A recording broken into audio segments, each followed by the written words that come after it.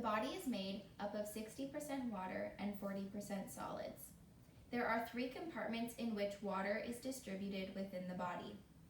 These compartments are classified as plasma or intravascular, interstitial, and intracellular. Both intravascular and interstitial fluid are outside of the cell. During a 24-hour period, water flows between these 3 compartments.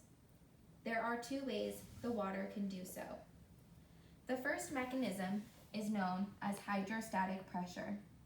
This is force exerted by fluid causing movement into another compartment.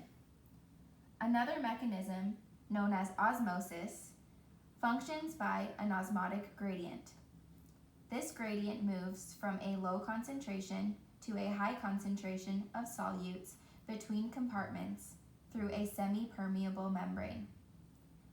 Next, we will be relating fluid distribution in patients experiencing congestive heart failure exacerbations. There are 2 types of congestive heart failure. First, we will look at left-sided heart failure.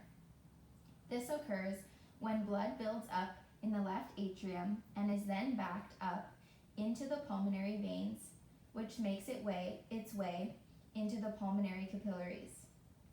This increases hydrostatic pressure within these capillaries of the lungs. As mentioned before, hydrostatic pressure can cause fluid to be pushed into another compartment. In this case, fluid is pushed into the lungs. This is known as pulmonary edema. Next, we will be looking at right-sided heart failure. This type of heart failure is most commonly caused by left-sided heart failure. Blood pools in the right atrium and vena cava, which is then backed up into the venous system.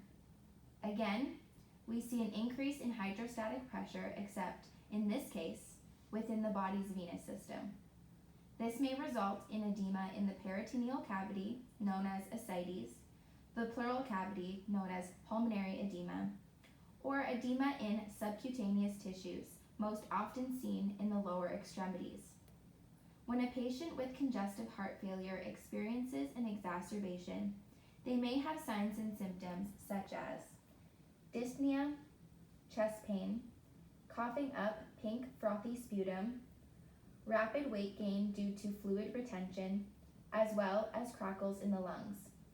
These symptoms make a lot of sense when looking at fluid redistribution in CHF patients.